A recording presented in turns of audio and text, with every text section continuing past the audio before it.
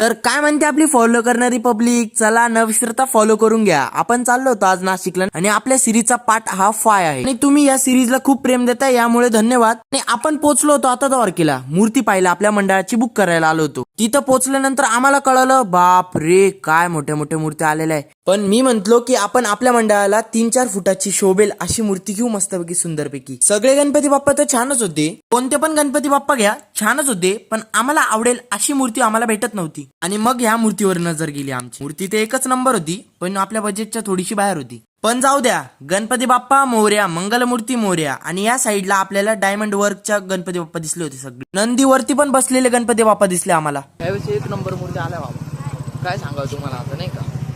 आणि तुम्ही न विसरता फॉलो आणि सबस्क्राईब करायचं विसरू नका रे भाऊ. आणि थोड्याच वेळात आपण पोहोचलो होतो ज्या गावाचे सगळे आशिक, तेच म्हणजे आपलं नाशिक. आणि आपण पोहोचलो होतो ईश्वरी रंगोली आर्ट्स मध्ये. येथे तुम्हाला गणपती बाप्पाचं डेकोरेशन, रांगोलीच्या साच्यांपासून तर रांगोलीपर्यंत सगळं उपलब्ध आहे. तुम्ही एकदा व्हिजिट द्या चित्रमंडळ टॉकीजच्या बॅक साईडला. काय मग एकदा व्हिजिट द्या नाशिककर.